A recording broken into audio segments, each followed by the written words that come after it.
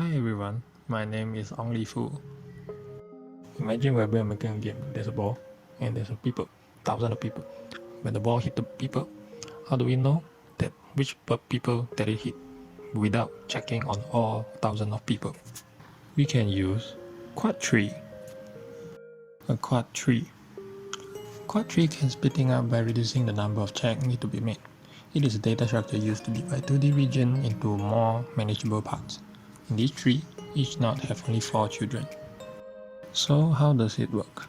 So let's go into the example. For example, there's a scene, there's a space with a lot of objects in it. The first thing that we want to do is we want to separate the scene from the middle into 4. So we see, we call it set A. So we see the box. Since there are actually more than one object, so we need to separate it. Now we call this as B. And let's look at the box. There are still more than one object, so we separate it again. And we call it as C. And still the last one is still more than one object, so we need to continue until there is only one object on one box. So from here, as you can see, there is an object that actually intersect with two boxes. That actually means that it is still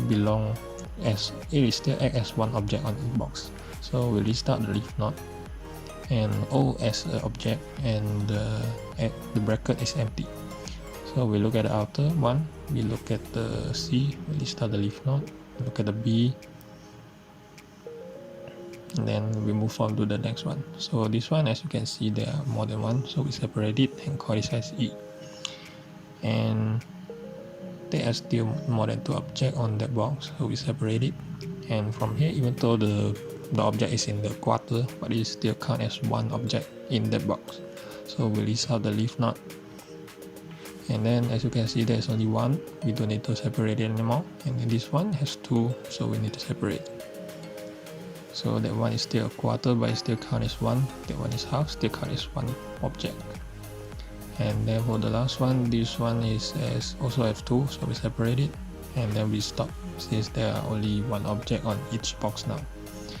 Now we move on to the other one. The one has only one, so we don't need to separate it at all. And for the last big box, separate it into 4. So there are 3 boxes that has only one object, so we stop there. We don't separate anymore. But for the last box, there are 3 objects, so we need to separate into 4. And now there are only one object on one box each. And that concludes the Quadtree. Thank you.